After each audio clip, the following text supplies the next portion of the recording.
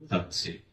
আর সারাটা জীবন যে অসত্য অসুন্দরের পথে চললো, সেই দুর্যোধন দুঃশাসন এখন রাজভোগ সিংহাসনে বসে খাচ্ছে। আমি বুঝলাম না ধর্ম প্রকৃত কি। আমাদের মনেও জাগে, প্রভু এত ভজন করি, এত তোমায় ডাকি, কেন রোগ যায় না, শোক যায় না, বিপদ যায় না, সংকট যায় না? আমরা এরকম বলে বসি।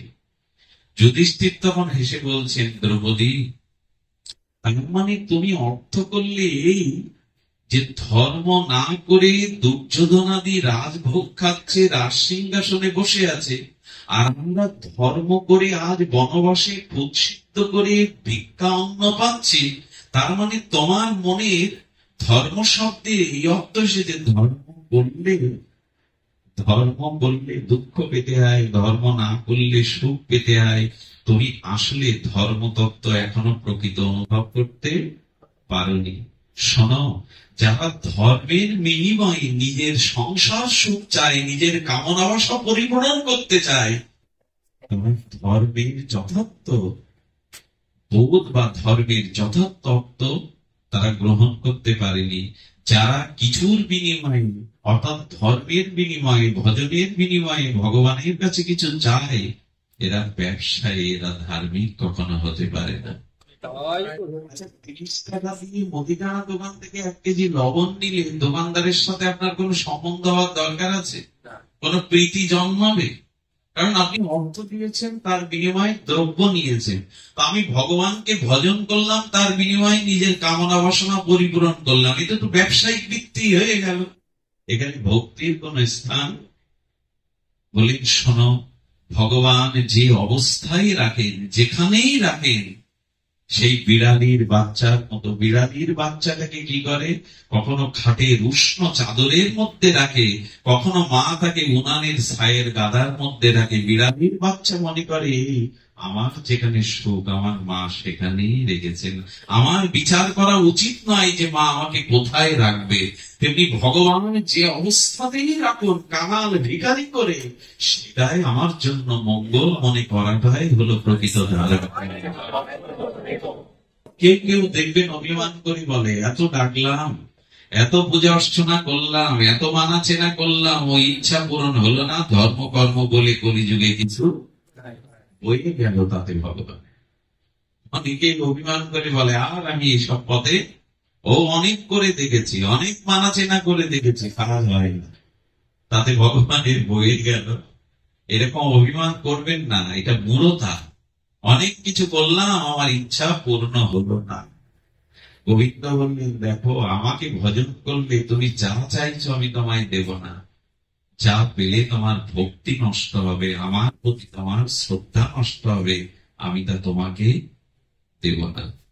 এই জন্য ভগবান ভজনের মধ্যে আমাদের চাইতে হবে তাই, তুমি যা ভালো বোঝো তাই করো প্রভু। নিজের কোন সিদ্ধি চাইবেন না, নিজের কোন কামনা পূরণের জন্য সামনে ভগবানকে রাখবেন না, সেবা পূজা করবেন না, তাতে ভক্তি আসবে না। হয়তো সংসারের চাওয়া পাওয়া মিটবে, কিন্তু ভক্তি কখনো আসবে না। এই জন্য ব্রজের দিকে আমাদের বারবার কেন দৃষ্টি যায় জানেন? বৃন্দাবনের দিকে আমাদের দৃষ্টি যায় কেন? দৃষ্টি যায় এই জন্য, ব্রজের ভজনটা, ব্রজ প্রেমটা, এই শুদ্ধ নিরুপাদি কেবলা নিষ্কামা ভক্তির পরিচয়। এই জন্য ব্রজে না গেলে, ব্রজের ভাবকে, অনুরাগকে, গোপীদের অনুরাগকে হৃদয়ে না নিলে কোনোদিনই বোঝা যাবে না বিশুদ্ধ প্রেম তাকে বলে। আমি আবার একটু ছোঁয়াচে রোগ আছে আমার, একটু ব্রজ কথা না হলে, ব্রজে প্রবেশ না করলে চিত্তটা প্রশমিত হয় না, যেন কোথায় কি বাকি রয়ে গেল। ব্রজের কথা আমাদের শুনতে হবে, ব্রজের কথা শুনতে হবে। ব্রজপ্রেম 3 প্রকার, খুব মন দিয়ে শুনুন। ব্রজপ্রেম কয় প্রকার? 3 প্রকার। এক হলো উৎকণ্ঠা প্রধান প্রেম, একটু ধ্যান দিয়ে শুনতে হবে। একটি হলো উৎকণ্ঠা প্রধান প্রেম, আরেকটি হলো বিমশ্রম প্রধান প্রেম। বিমশ্রক মানে অতি বিশ্বাস যাতে আছে তাকে বলে বিমস্র প্রেম। অতি বিশ্বাস, শুধু বিশ্বাস নয়, অতি বিশ্বাস, তাকে বলে বিশ্বস্র প্রধান প্রেম। আর একটা আছে, কি বলেছেন, অবিবেক প্রসূত প্রেম। অবিবেক মানে কোন বিচার বিবেচনা না করে গোবিন্দকে যারা ভালোবেসেছে, গোবিন্দের এই এই মহিমা আছে, তার এই এই তত্ত্ব আছে, এইসব না জেনে অবিবেক অর্থাৎ বিবেক বা বিচার না করেই যাদের প্রেম। যখন উদ্ধব ব্রজে যায়, এই বৃহস্পতির শিষ্য জ্ঞানী শ্রেষ্ঠ উদ্ধব যখন ব্রজে যায়, গোবিন্দ বললেন কাদের সান্ত্বনা দিতে হবে উদ্ধব আমার কাছ থেকে জেনে যাও। দেখুন, অবিবেক প্রেমটা কাদের, অবিবেক প্রসূত প্রেম কাদের? আস্তে বাবা আস্তে, এর মধ্যে আসেন না। অবিবেক, অবিবেক প্রধান প্রেমটা কাদের? তাদের হলো জানেন, পশু পাখি, বৃক্ষ লতা আর বৎস গাভীগুলিদের। এরা শ্রীগোবিন্দের বদনটা, নয়নটা, তার অঙ্গ সভাটা, তার পিতবারণটা একবার দেখেছে।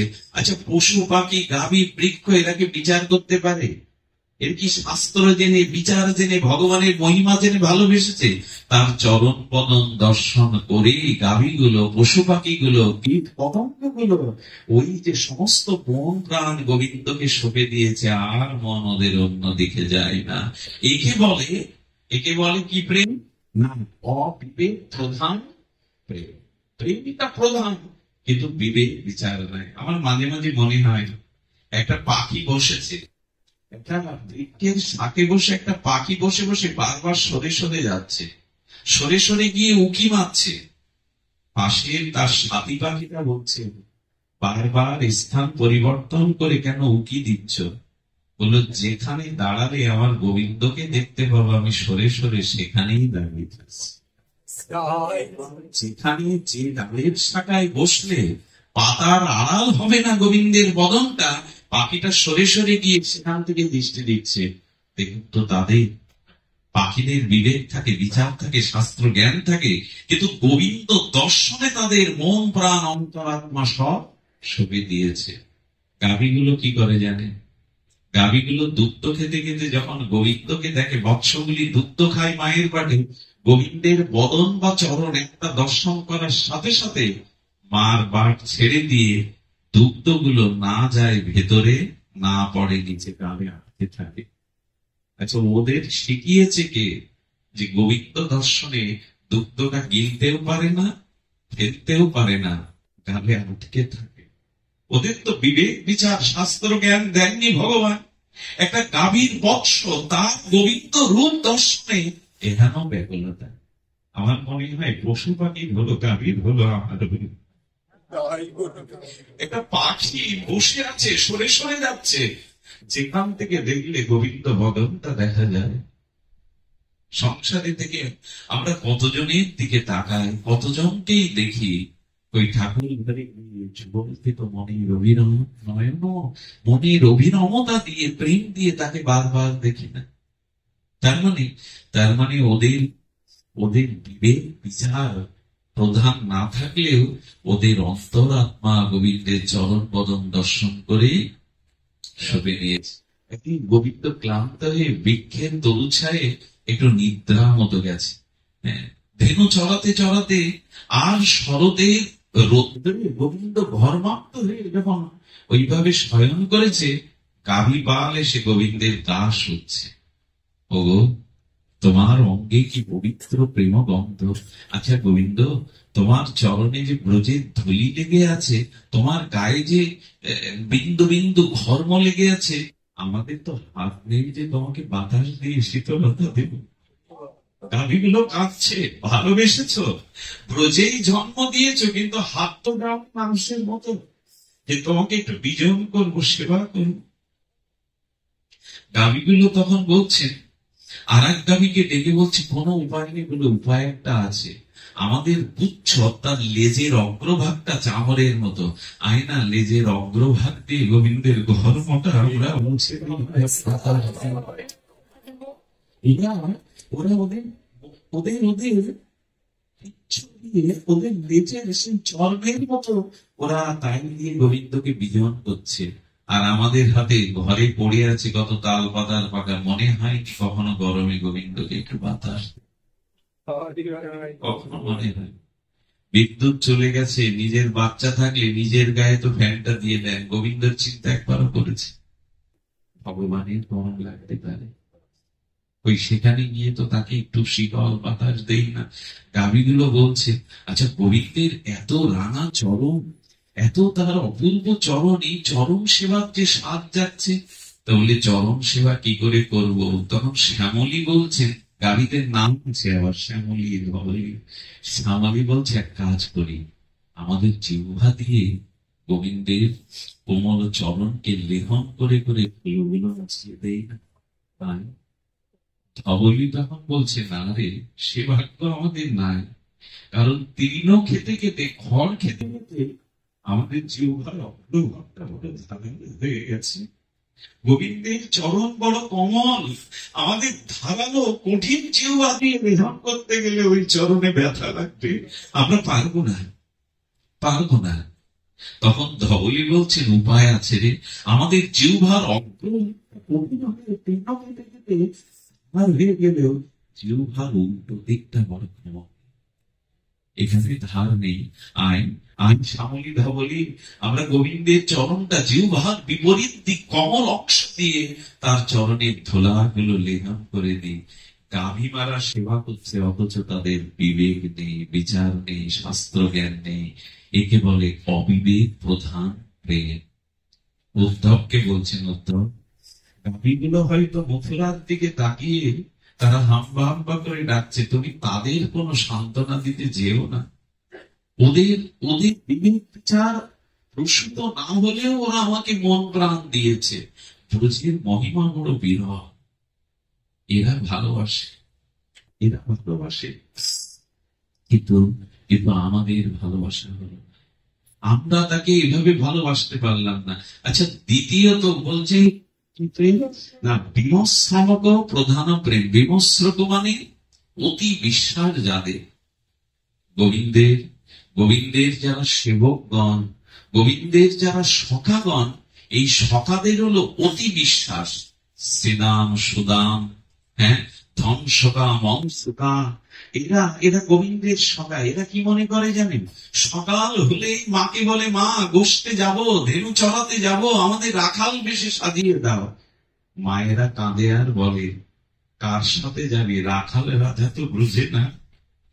মনে মনে বলে, তোদের রাখাল রাজা গোবিন্দ তো নাই, মুরলীর ধ্বনি দিয়ে তোদের তো ডাকবে না। কিন্তু সখাদের এত বিশ্বাস, তারা মনে করে আমাদের আমাদের কানায় আমাদের ছেড়ে ব্রজ ছেড়ে যায়নি, তারা মনে করে আমাদের ছেড়ে যায়নি বলে ওই দেখ, ওই বাসনা শুনতে পায়, অতি বিশ্বাস তাদের।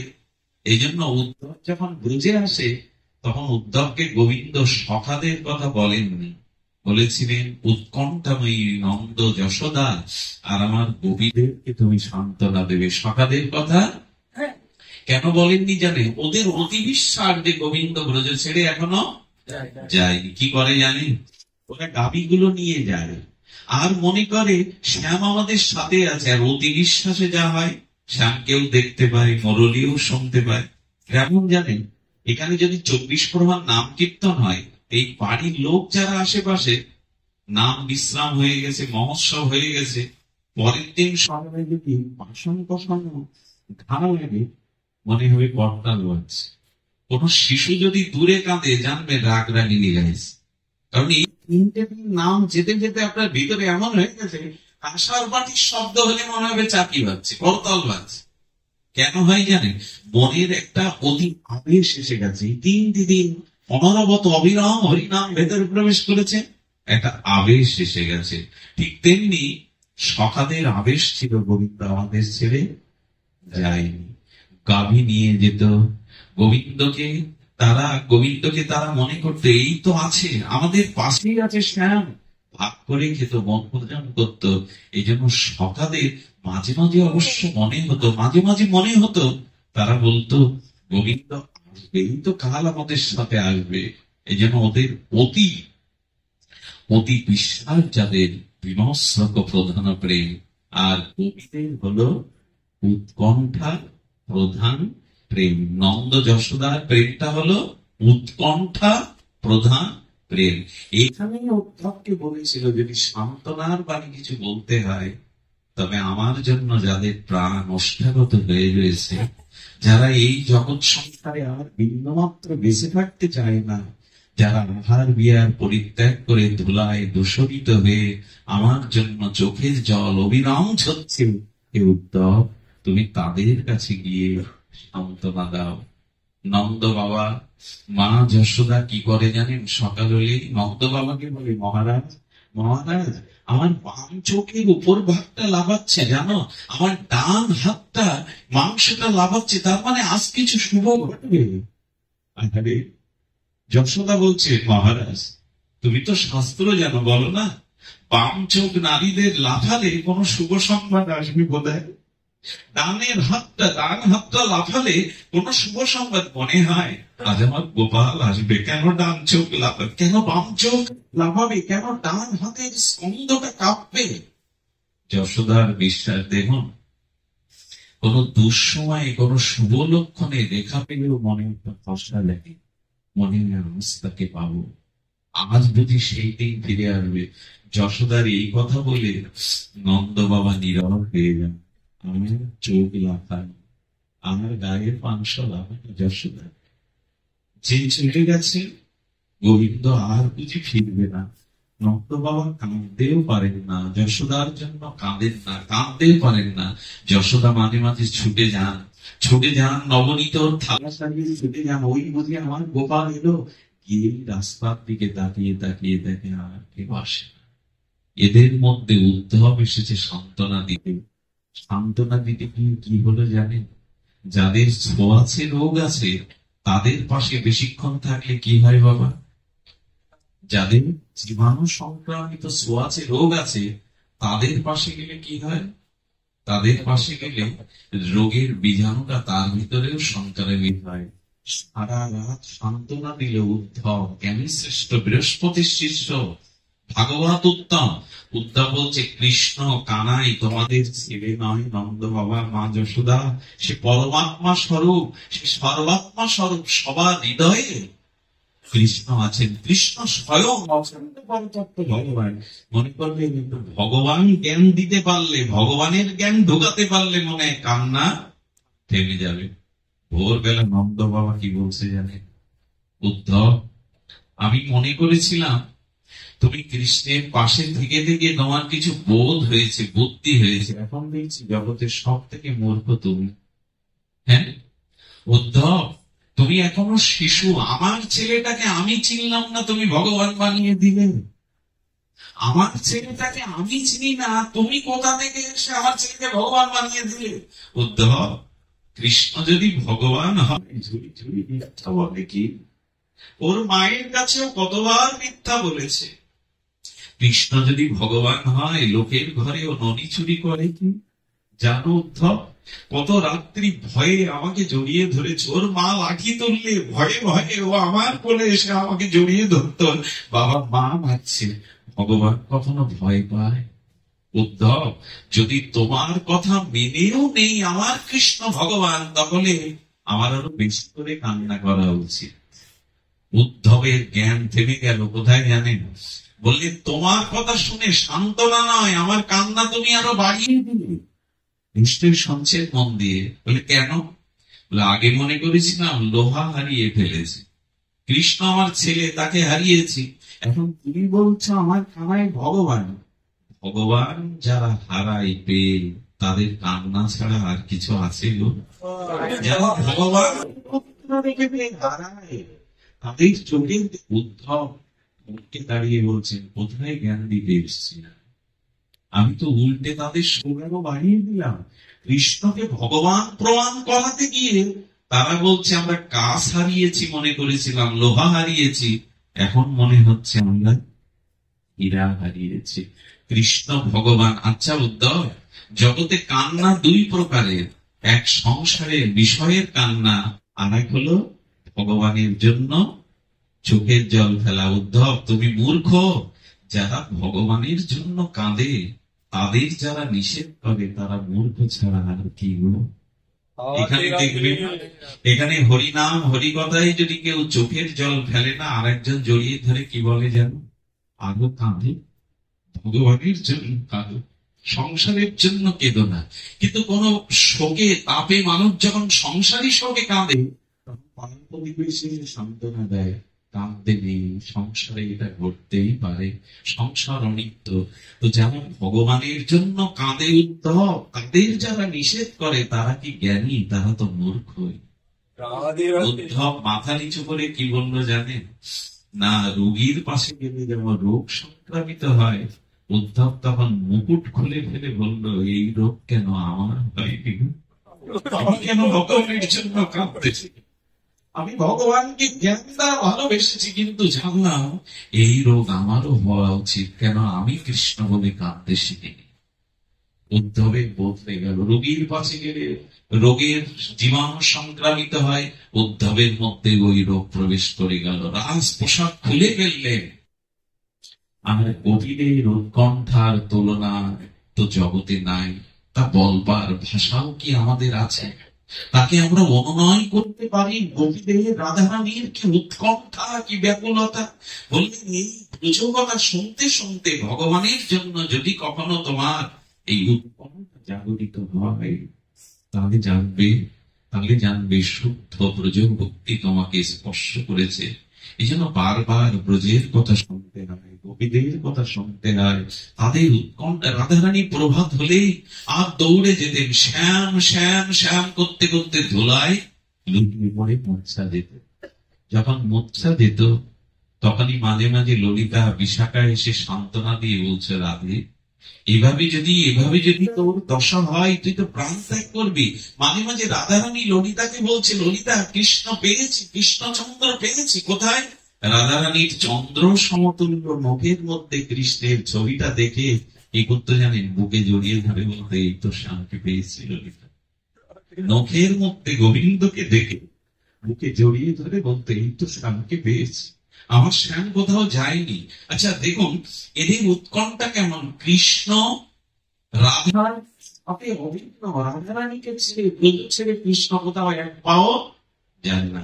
কিন্তু রাধারানীর উৎকণ্ঠা কেমন জানেন? মিলনেও যদি বিরহের কথা জাগে, তাহলে জানবেন আপনি উৎকণ্ঠিত ভজন করছেন। মিলনেও বিরহ জাগবে, এই বুঝে হারিয়ে ফেললাম, এই বুঝে আর তাকে পাবো না।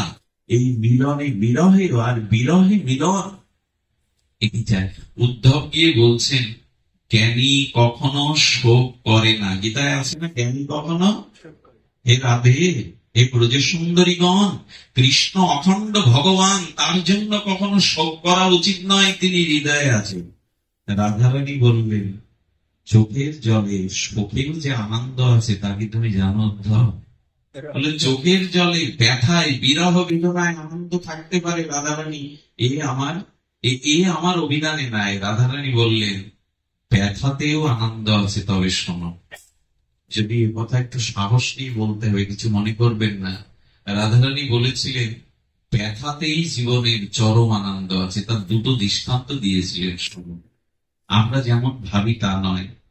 ভগবানের জন্য বিরহ কাতর হয়ে, উৎকণ্ঠিত হৃদয় হয়ে, অশ্রু সজল নয়নে ঝড় ঝড় অশ্রু ঝরলে যে আনন্দ, এই আনন্দ অন্য জ্ঞানীরা পায় না, কর্মীরা পায় না, যোগীরা পায় না, ধ্যানীরা পায় না, কোথাও পাওয়া যাবে না। কৃষ্ণ বিরহ উৎকণ্ঠায় যতটা আনন্দ আছে। রাধারানী দৃষ্টান্ত দিচ্ছেন, পৃথিবীতে সব থেকে বড় বেদনা কোনটা? মা, প্রসব বেদনা। প্রসব বেদনার থেকে বড় বেদনা আছে কি জগতে? একটা মানুষের চামড়াটা 7 বার তুলে নিলে যে যন্ত্রণা হয়, এক প্রসব বেদনা তাই হয় মায়ের। এই জন্য মায়ের ঋণ শোধ করা যায় না ওই একটা জায়গায়, কারণ ওই প্রসব বেদনা জগতে আর কেউ সহ্য। আমার কি মনে হয় জানেন, একটা ছেলে একটা সন্তানকে পেটে নিয়ে 10 মাস ঘোরাফেরা করে কাজ করলো। আচ্ছা, একটা পুরুষের উদরে তল পেটে যদি এমনি 1 কেজি ওজনের একটা ইট বেঁধে দেন, চলতে পারবে সে? সম্ভব কি? সম্ভব না। রাধারানী বললেন, প্রসব বেদনার নাই বেদনা পৃথিবীতে নাই। তবু জানো উদ্ধব, ওই বেদনা প্রতিটি রমণী জীবনে একবার চায়। চায় কি না মা? পৃথিবীতে এমন কোন রমণী আছে যারা সধবা রমণী তারা ওই ব্যথা চায় না? আছে কি কেউ?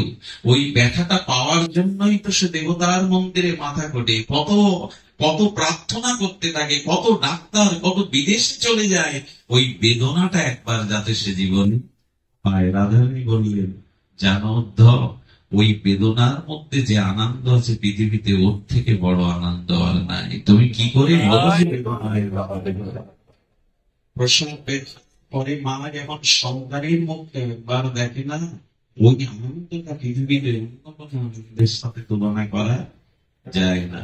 উদ্ধবের তখন চোখ স্থির হয়ে গেছে, ব্যথায়ও যে আনন্দ আছে এটা তোমার জানা ছিল না। সব ব্যথাই নয়, প্রসব বেদনা, সেই সন্তান প্রসবের বেদনা, সন্তানের মুখোমুখ সব দেখলে মায়েরা আনন্দ ধরে না। আর একটা বেদনা আছে, মনে করবেন না, সতী এবং পতি যখন সিঙ্গারে মিলিত হয়, সেই সিঙ্গারের ভেতরে নখাগ্র দ্বন্দ্বের ব্যথাটাও প্রেয়সী আনন্দ দেয়। রাধারানী সিঙ্গারের কথা বলতে বলতে বলে বসেছেন, উদ্ধব দেখলো রাধারানীর এই চেতনার ধারের কাছে যাওয়ার ক্ষমতা আমার মতো জ্ঞানী শ্রেষ্ঠ, বৃহস্পতি শ্রেষ্ঠ উদ্ধবের নেই। ব্যথাতেও আনন্দ আছে, তাই কৃষ্ণ বলে যারা ব্যথায় ছটপট করে, অশ্রু বিসর্জন দেয়, ধোলায় লোটায়, এই ব্যথার নেয় পরম আনন্দ এই জগতে আর নাই। উদ্ধব, কৃষ্ণকে আমরা হারাইনি, কিন্তু প্রলব্ধ বিরহের রস আমরা আস্বাদন করছি। বলে কেমন? বলে কৃষ্ণকে দেখতে চাও? রাধারানী স্মরণ করলেন, উদ্ধব দেখছে রাধারানী ডানে কৃষ্ণ বসে আছে। উদ্ধবের চোখ বড় বড় হয়ে গেছে, এটা সেই কৃষ্ণ তো না জাদু দেখছি? কৃষ্ণের গা টিপে টিপে দেখছে। কৃষ্ণ হেসে বলছেন, রাধারানী হৃদয় থেকে, ব্রজ থেকে আমি এক পাও এক চুলও নড়ি না। তখনই আবার রাধারানীকে বলছে, তো কৃষ্ণ তোমার তোমার কাছেই, তুমি কৃষ্ণ হারিয়ে কাঁদছো কেন? বলল, মিলনে যে আনন্দ, বিরহ রসের মধ্যে তার থেকে কোটি গুণ আনন্দ। তারা বিরহে উৎকণ্ঠায় কাঁদছে। আমার বলবার অভিপ্রায় এইটুকু, এই উৎকণ্ঠা একটু অর্ধেক ভক্তি না আসলে জাগবে না।